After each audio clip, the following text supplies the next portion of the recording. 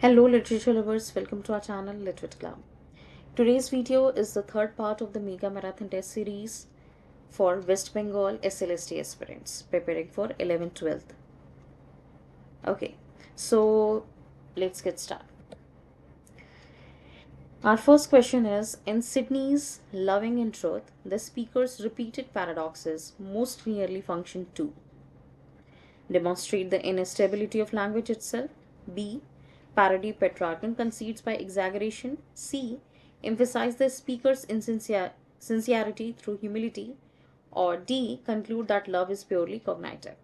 And the correct option is option number B, that is, parody Petrarchan conceits by exaggeration.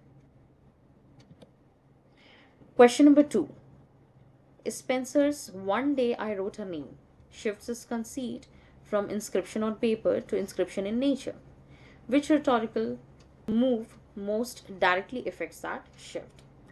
Option A, shift from past to present tense. Option B, the introduction of the bark image and waves as agents of erasure. Or option C, the doubling of made and marred in adjacent lines. Or option number D, sudden enjambment into an octave. And the correct option is option number B, that is, the introduction of the bark image and waves as agents of erasure. In question number 3, in Shakespeare's sonnet number 18, shall I compare thee to summer's day, the controlling metaphor fails if the word eternal is read as hyperbolic phrase, a metonym for verse itself, a paradoxical denial of mortality, or a promise of legal status. And the correct option is option number B, a metonym for verse itself. Question number 4.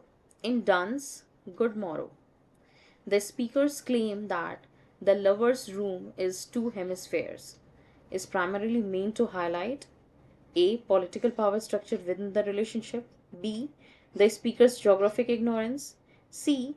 The microcosm and macrocosm conceit of Renaissance metaphysics, or D. A pun on hemisphere as hemisphere of the brain.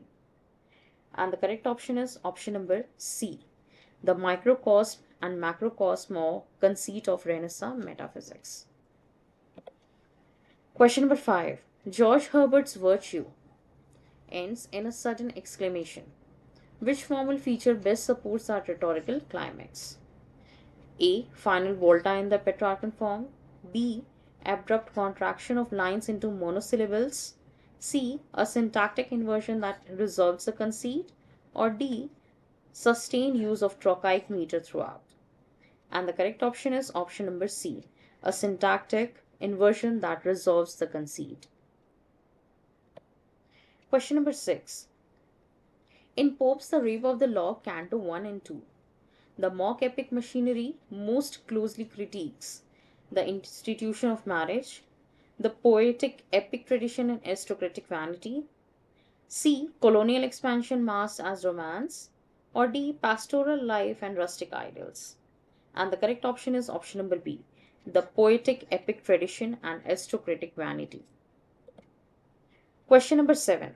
Blake's The Tiger and the Lamb are best read together because they employ the same rhyme scheme to show the continuity, or they form a metaphysical argument artist's role, C. Stage complementary theologies of creation and creator, or D.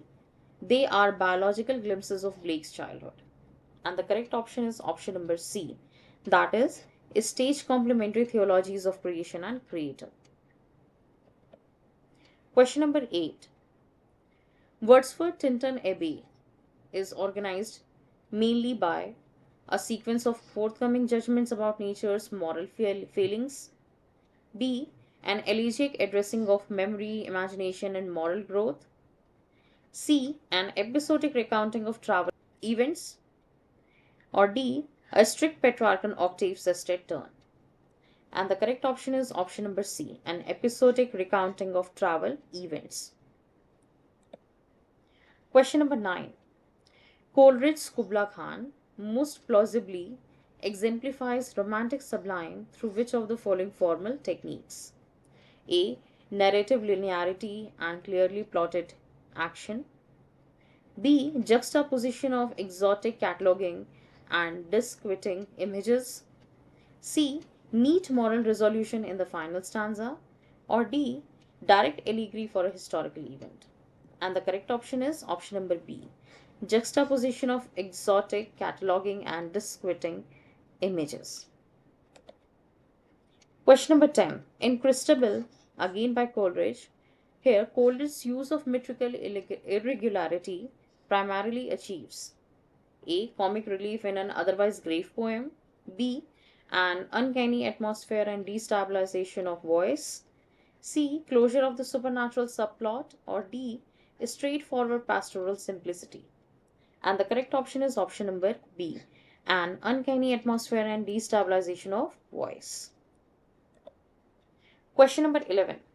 Shelley's Ode to West Wind uses the wind as a figure for political change, which passes most clearly links the wind to the poetic voice. Option A, the apostrophe to leaves like hosts. Or B, the command destroyer and preserver in the concluding stanza. C, the image of lyre and the poet asking to be of thy spirit. Or D, the place name references to Italian topography. And the correct option is option number C, the image of the lyre and the poet asking to be of thy spirit. Question number 12. To a Skylark by P.B. Shelley. Epidactic means praise for the bird depends on what epistemological contrast? Skylark's music versus human conceptual thought, or Skylark's nest building and human architecture, or human law versus natural law, or Skylark's economy versus human greed. And the correct option is option number A, that is Skylark's music versus human conceptual thought. Question number 13. Keats' Ode to Nightingale and To Autumn both feature time as theme. Which of the following best differentiates their treatment of time? Option A, Nightingale embraces death. Autumn avoids mortality entirely. Option B, Nightingale explores escape from time and Autumn shows time as organic fulfillment. Option C, Nightingale is purely lyric and Autumn is epic. And option D, both treat time identically as cyclic repetition. And the correct option is option number B, that is Nightingale explore escape from time and Autumn shows time as organic fulfillment. Question number 14. Tennyson's Ulysses is structurally dramatic because the poem is written as a monologue that reveals the speaker's latent contradictions, or it adheres to blank verse like Shakespearean drama, or it uses stage directions in the margins, or it quotes Homeric phrase verbatim. And the correct option is option number A, that is, the poem is written as a monologue that reveals the speaker's latent contradictions. Question number 15. Browning's My Last Duchess uses dramatic irony. Which feature most increases the sense of menace? Option A, the Duke's ambiguous description of the painting's frame. Option B, the narrator's direct address to the envoy revealing an incompetent speaker. Option C, the offhand mention of Neptune taming a seahorse at the close. Or option D, the poem's irregular rhyme scheme.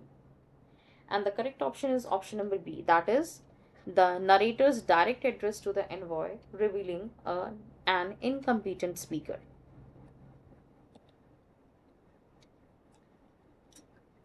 Question number 16.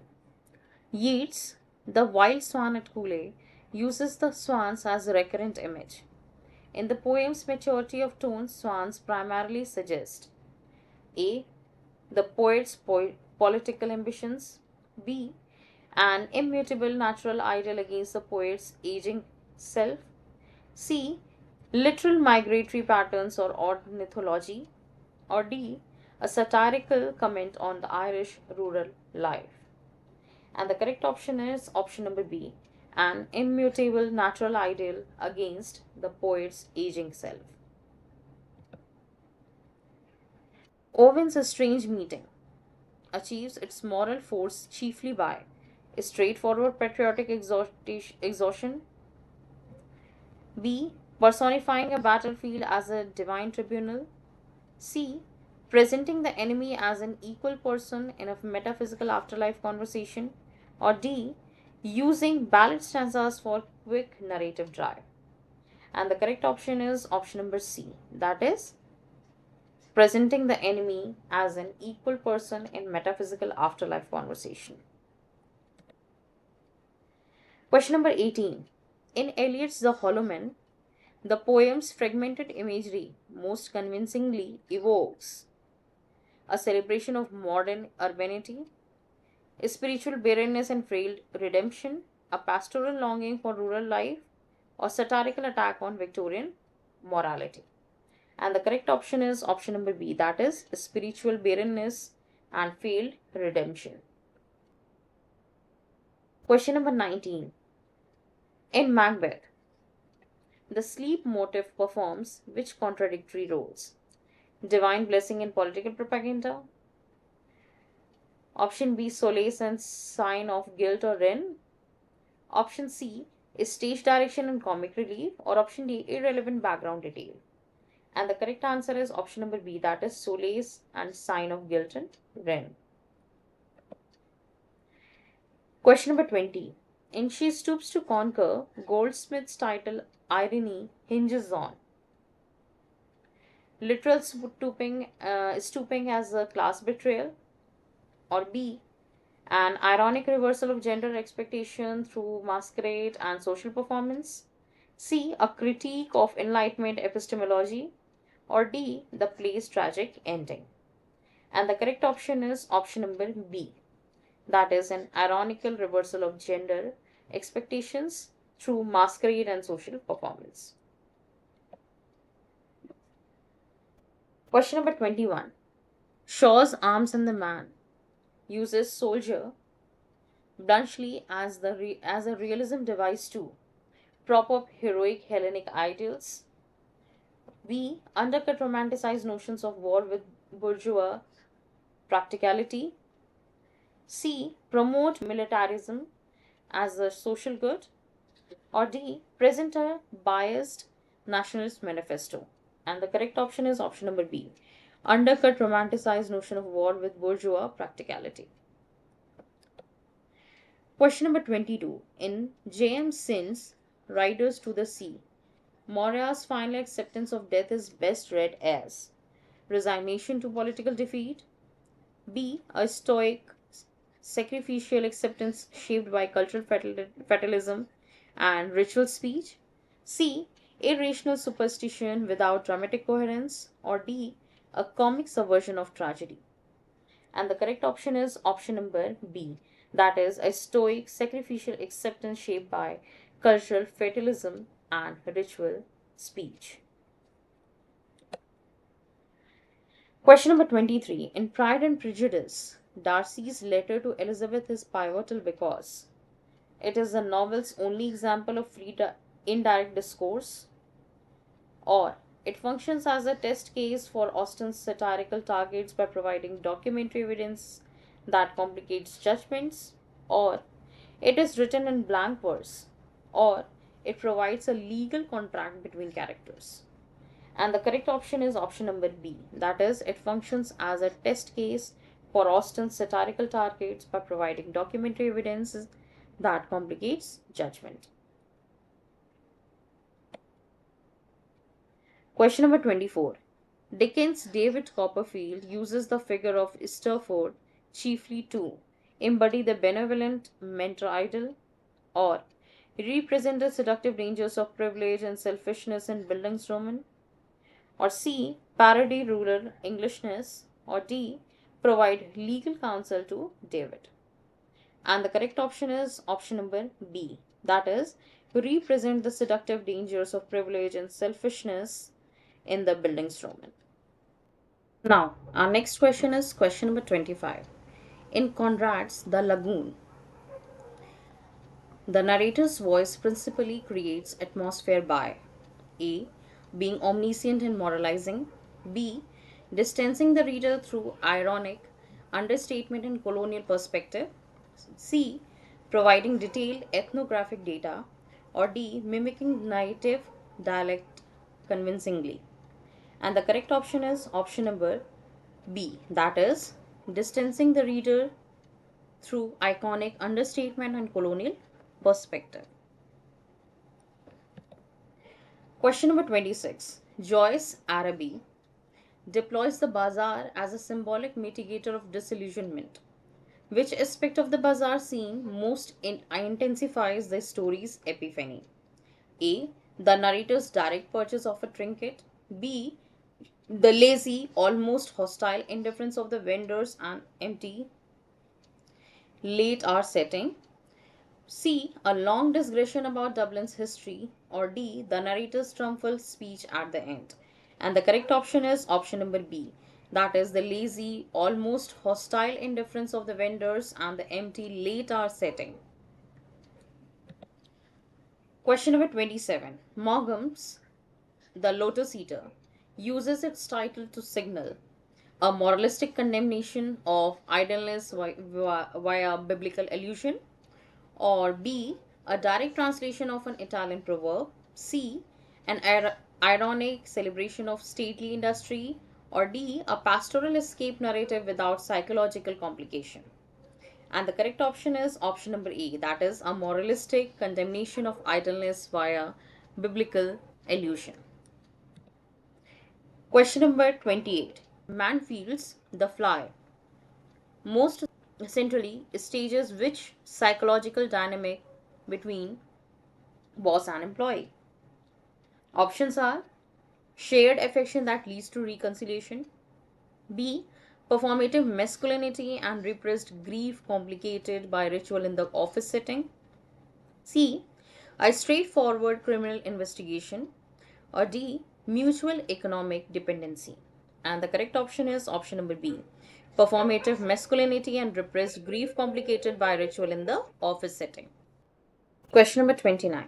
In Nam's Dream Children a Reverie, the narrative's voice unreliability is signaled primarily through precise dates and archival references, B. An increasing slip into fantasy that collapses with the revelation of death, exposing wishful projection, C. Overt metafictional footnotes, or D. Consistent third person reporting. And the correct option is option number B. An increasing slip into fantasy that collapses with the revelation of death, exposing wishful projection. Question number 30. In Lamb's The Superannuated Man, the essay's argumentative thrust depend upon stringent statistical evidence about pensions, B. Conversational digression, comic humility, and rhetorical irony as persuasive devices, C. A formal syllogistic progression of premises, or D. A legal brief appended at the end. And the correct option is option number B. Conversational digression, comic humility, and rhetorical irony as persuasive devices.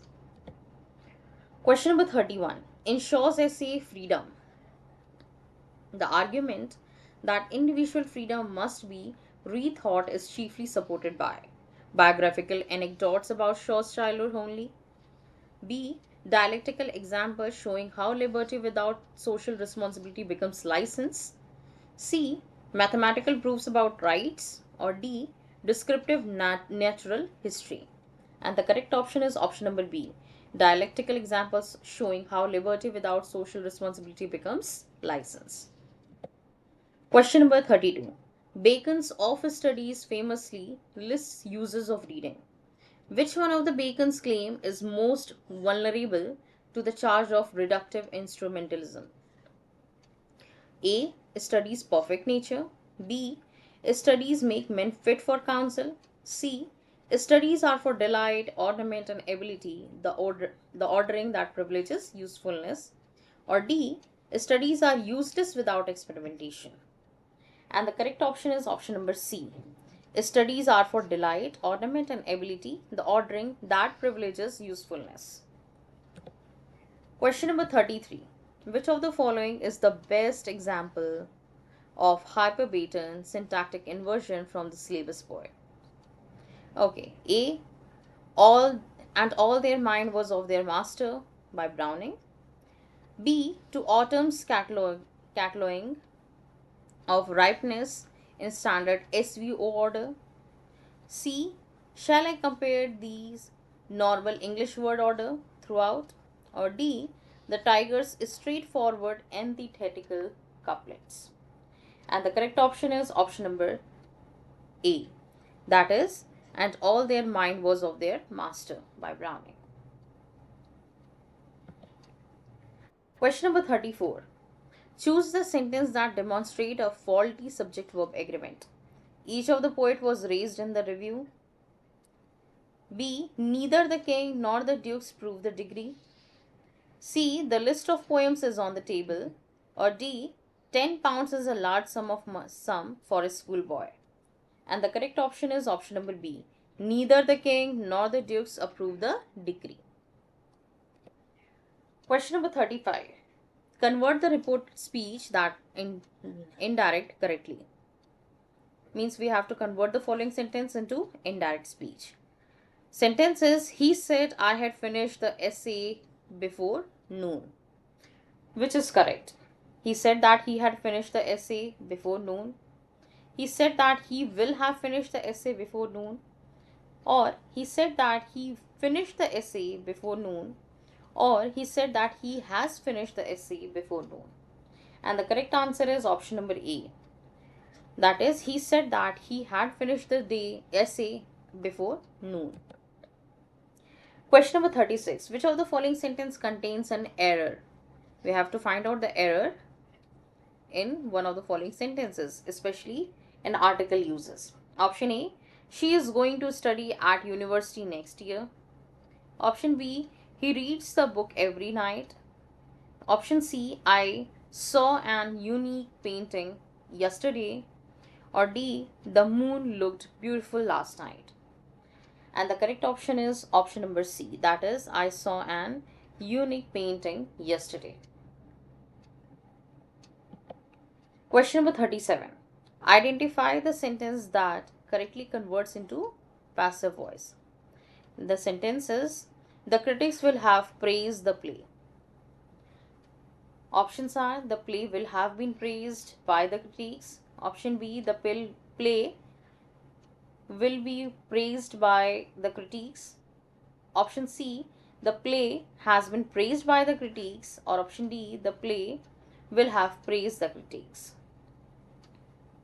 And the correct option is option number A. That is, the play will have been praised by the critics. Which of the following best exemplifies a compound complex sentence? That is, one independent clause plus at least one dependent and plus at least one coordinate clause. Options are, she sings and dances. Option B, while he reads a letter, she wept and they left the room. Option C, because it rained heavily. Or option D, he runs fast. And the correct option is option number B. While he read the letter, she wept and they left the room. Question number 39.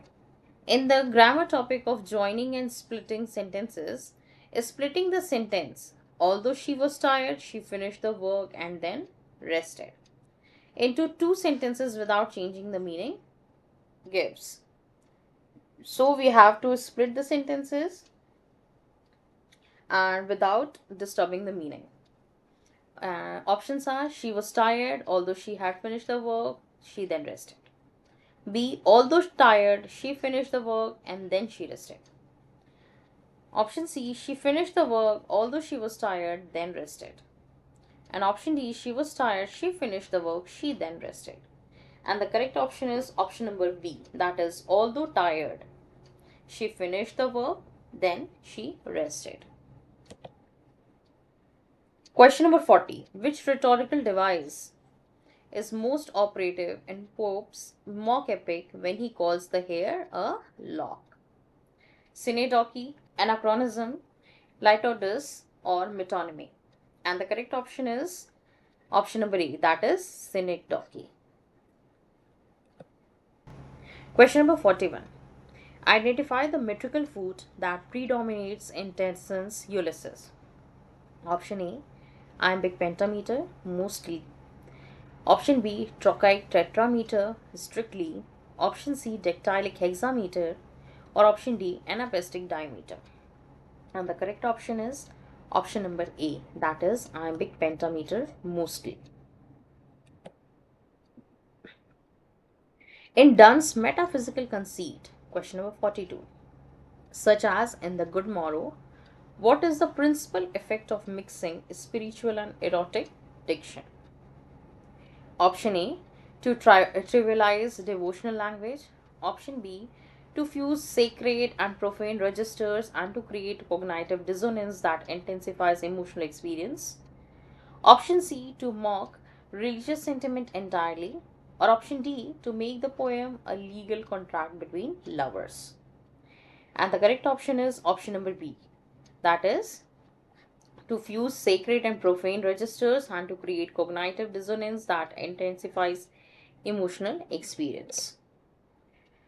Question number 43. Which of the following best characterizes the narrative stance in David Copperfield?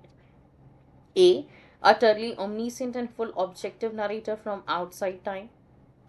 B. First person retrospective with self conscious shaping and occasional editorializing. Option C, dramatic monologue by Micawber. Or option D, free, indirect discourse entirely without reflective distance. And the correct option is option number B, that is, first person retrospective with self conscious shaping and occasional editorializing. Question number 44. Which image in Kubla Khan most directly invites a melancholic reading rather than pure wonder? Option A, sunny pleasure dome alone. Option B, a sunny pleasure dome with caves of ice, the paradoxical cold within the pleasurable. Option C, caverns measureless to man only as conquest.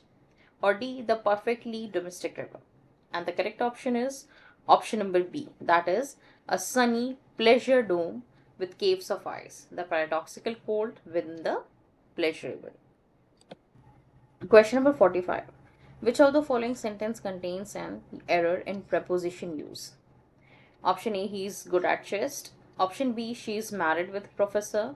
Option C, we arrived at the station early. Or option D, they were absent from the meeting. And the correct option is option number B, that is, she is married with a professor.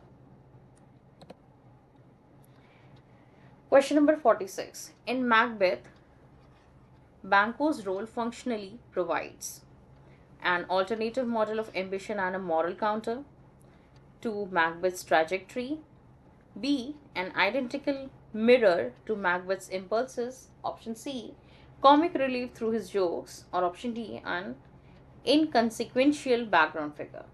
And the correct option is option number A, that is an alternative model of ambition and a moral counter to Macbeth's trajectory. Question number 47. The function of the supernatural in Riders to the Sea is best described as a Gothic flourish with no effect and no action, an expression of cultural fatalism, and an idiom to articulate grief and loss. Option C is strictly realistic misreporting of events. Or option D, a deus ex machina to resolve plot complications. And the correct option is option number B, that is an expression of cultural fatalism and an idiom to articulate grief and loss. Question number 48. Which of the following best describes the irony in She Stoops to Conquer's mistaken identities? Option A, tragic irony because characters die from confusion. Option B, dramatic irony aimed at satirical exposure of class pretensions and the instability of social performance. Option C, cosmic irony implying divine retribution. Or option D, no irony, everything is straightforward. And the correct option is option number B, that is dramatic irony aimed at satirical exposure of class pretensions and instability of social performance. Question number 49. Which one of these devices is not primarily phonological? A. Alliteration, B. Assonance, C. Anaphora, or D. Consonance? And the correct option is option number C, that is anaphora. Question number 50. In interpreting the Hollow Men, Eliot's epigraph and multiple illusions forced readers to engage with a single transparent mythic frame that resolves everything. B. Intertextuality and cultural memory, a web of references that creates a meaning through absence and echo. C. The straightforward pastoral idyll. Or D. An introvert political manifesto with explicit solutions. Question number 51. In Sydney's Loving in Truth, the speaker's appeal to the muse at the end most resembles a Petrarchan volta, an ironic parody of inspiration, option number C, a Miltonic invocation, or option D, a Shakespearean couplet closure. And the correct option is option number B, that is an ironic parody of inspiration. Question number 52. In Spenser's sonnet, One Day I Wrote Her Name, the beloveds claim that her name shall be wiped out likewise for grounds: Stoic realism against poetic ambition, feminist critique of patriarchy, a Calvinist distrust of worldly pleasure, fame, or D, a literal concern about tide erosion. And the correct option is option number A, that is Stoic realism against poetic ambition. Question number 53. Shakespeare's sonnet number 18 avoids which of the following features that are typical of earlier sonneteers? Option A, seasonal metaphor, B, blazon, catalogue of body parts, C, rhetorical question at the start, or D, couple closure. And the correct option is option number B, that is blazon, catalogue of body parts. Question number 54. Donne's The Good Morrow includes a paradox where love is both discovery and annihilation, mutual sufficiency that contracts the universe, C, divine revelation beyond reason, or C and D, parody of alchemy. And the correct option is option number B, that is mutual sufficiency that contracts the universe. Question number 55. George Herbert's Virtue juxtaposes decaying natural images with theological assertions of eternal soul, B, political allegories about monarchy, C, stoic rejection of beauty, or D, platonic forms of love. And the correct option is option number A, that is theological assertions of human eternal soul. Question number 56. Pope in The Rape of the Lock describes Belinda's toilet like a religious ritual. This is an example of anagnorisis, mock heroic elevation, C, litotes, or pathetic fallacy. And the correct option is option number B, that is mock heroic elevation. Question number 57. In Blake's The Tiger, the hammer, chain, furnace, and the animal evoke Milton's Hell in Paradise Lost, Industrial Revolution imagery of forging, C, biblical creation through mechanical metaphor, or D, medieval guilt practice. And the correct option is option number C, that is biblical creation through mechanical metaphor. Question number 58. In Blake's Lamb, the speaker identifies Christ with the lamb by invoking the Trinity, pastoral innocence and sacrificial theology, C, literal geology, or D, myth of Pan. And the correct option is option number B, that is pastoral innocence and sacrificial theology. Question number 59. Wordsworth's Tinton Abbey includes a dedication to Coleridge, his sister Dorothy, his daughter Dora, or option D, that is Southey. And the correct option is option number B, that is his sister Dorothy. Question number 60. Coleridge's Christabel is unfinished. The effect of incompleteness is often read as a deliberate open form that mirrors uncertainty. B. An accident of illness and opium use only. C. Political censorship. Or D. Editorial mutilation of Wordsworth. And the correct option is option number E. That is a deliberate open form that mirrors uncertainty. Question number 61. In Kubla Khan, the woman wailing for her demon lover introduces gendered allegory of inspiration. B. Gothic intrusion into exotic landscape. C. Parody of Shakespearean tragic heroines. Or D. Colonial stereotyping. And the correct option is option number B. That is Gothic intrusion into exotic landscapes.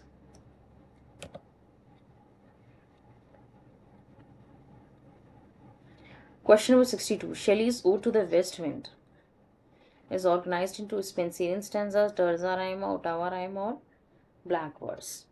And the correct option is option number B. That is terza rhyme. Question number 63. To a skylark, the repeated hail to thee exemplifies epiphora, apostrophe, chiasmus, or zeugma. And the correct option is option number B. That is apostrophe. Question number 64. Keats' Ode to a Nightingale explicitly references which mythological figure? A. Orpheus, D. Dryad, C. Apollo, or D. Narcissus. And the correct option is option number B. That is Dryad. Question number 65. In To Autumn, Keats personifies autumn as A reaper with scythe. B. A woman sitting careless on the granary floor. C. A scholar with scrolls. D. A shepherd piping to ship. And the correct option is option number B. That is a woman sitting careless on her granary floor. Question number 66. Tennyson's Ulysses draw partly on which classical source? A. Homer's Odyssey. B. Sophocles' Ajax. C. Virgil's Aeneid. Or D. Ovid's Metamorphoses. And the correct option is option number A. That is Homer's Odyssey. Question number 67. Browning's My Last Duchess is written in heroic couplets, blank verse, iambic pentameter unrhymed, is Spenserian stanza, or terza rhyme. And the correct option is option number B. That is blank verse, iambic pentameter unrhymed. Question number 68. In Yeats, the wild swans are Hule. The swans' number is given as 50, 51, 59, or 60. And the correct option is 59. Question number 69. Owen's A Strange Meeting features a paradoxical phase. The pity of war, the pity was war distilled. B. The old lie. C. Happy warrior. Or D. Bliss of solitude. And the correct option is option number A. That is the pity of war, the pity war distilled.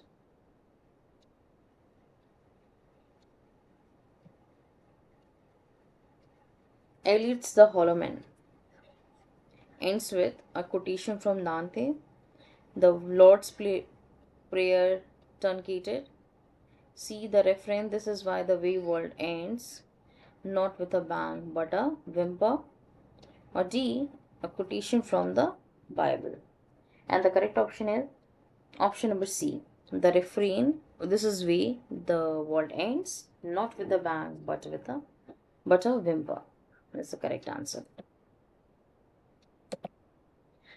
Question number 71. In Macbeth, Lady Macbeth's line, "Unsex me here," reveals her desire to transcend gender norms to gain ruthless strength. B. Literal wish for surgical alteration.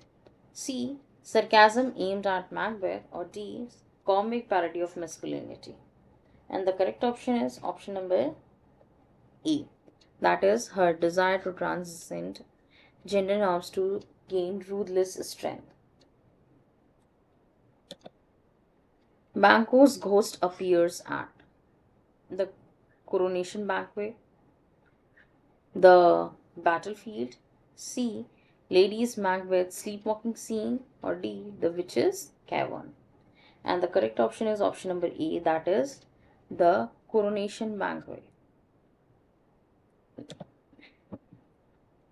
Question number 73. When she stoops to conquer, Marlowe mistakes the hard castle home for an inn, a church, a courthouse, a theatre. And the correct option is option number A, that is an inn. Question number 74. Shaw's Arms and the Man provides parodies. A. Classical tragedy. B. Romantic war ideals. C. Gothic melodrama. Or D. Farce of manners. And the correct option is option number B. That is romantic war ideals. Question number 75. In James Synge's Riders to the sea is a symbol of fertility and renewal, destructive fate and inevitability, C. Comic eminence, or D. Religious salvation. And the correct option is option number B, that is destructive fate and inevitability. Question number 76. In Pride and Prejudice, the novel opens with a ball scene, Darcy's proposal, the famous line about man and proposition of fortune, or D. Lydia's elopement.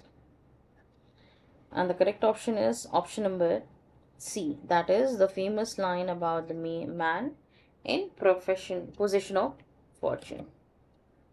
Question number 77. Elizabeth Bennet first meets Darcy at Rosings, Netherfield, Pemberley, or Meryton Assembly Hall. And the correct option is option number D, that is Meryton Assembly Hall. In question number 78, in David Copperfield, the character who frequently says something will turn up is Mr. Micawber, B. Uriah Heep, C. Peggotty, or D. Sturforth. And the correct option is option number E, that is Mr. Micawber. Question number 79. Dickens originally published David Copperfield in weekly parts, multi-serial parts, 3-volume novel, or single volume edition only. And the correct option is option number B, that is monthly serial parts. Question number 80. Which is not a theme in David Copperfield? Child labor in education, marital breakdown, colonial conquest in India, or memory and narrative reliability. And the correct option is option number C, that is colonial conquest in India.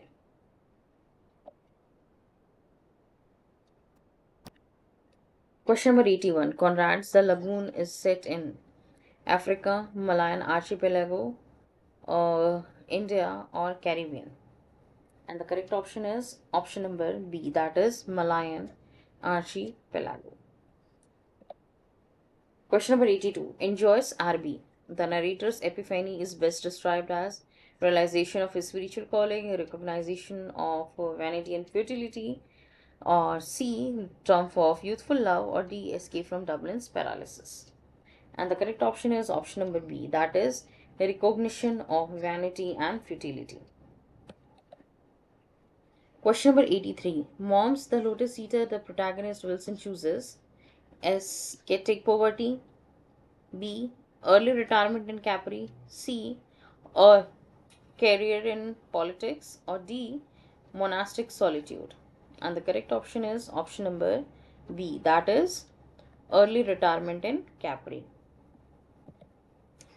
Question number 84. Mansfield, the fly, uses the insect to symbolize futility of human existence to earth, B. resilience of nature, C. joy of childhood, or D.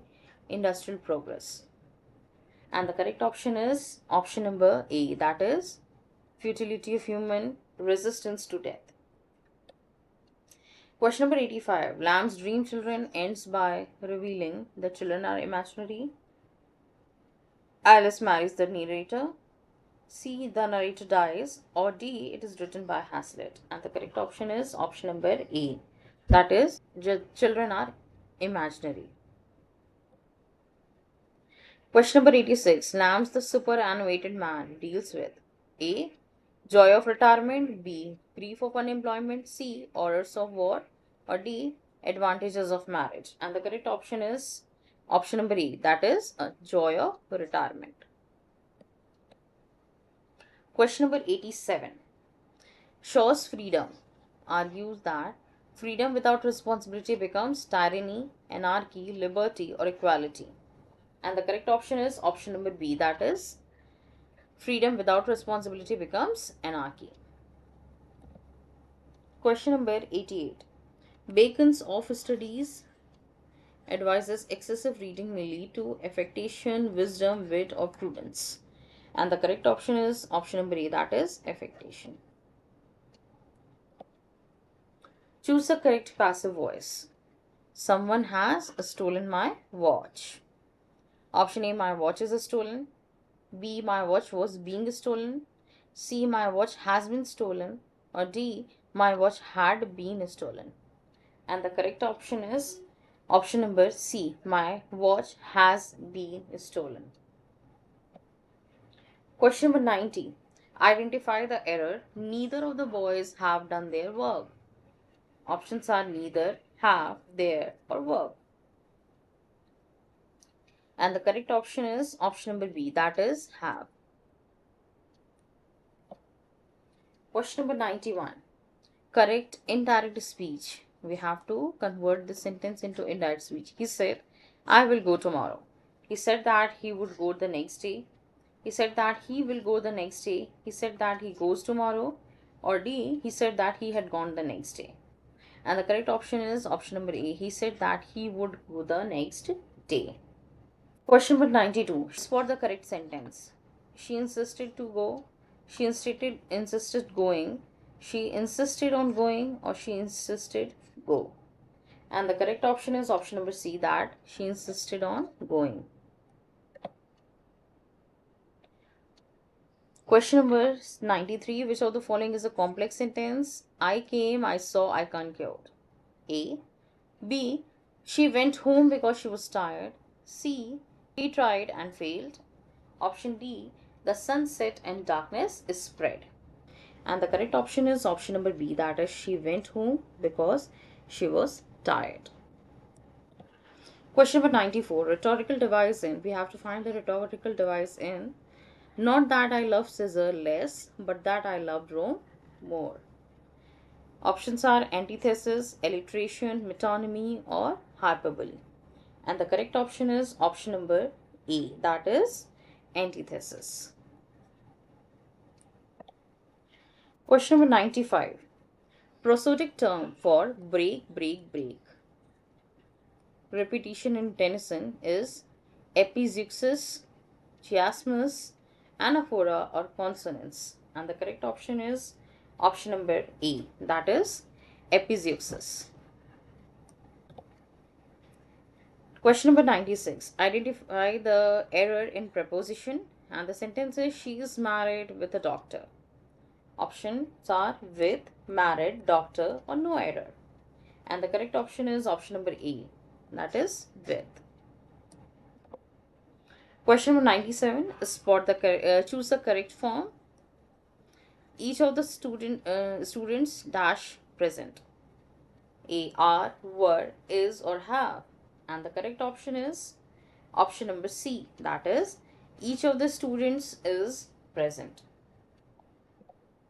Question number 98. The figure of speech in Blake's Tiger, Tiger Burning Bright are simile, metaphor, apostrophe, or irony. And the correct option is option number C, that is apostrophe. Question number 99.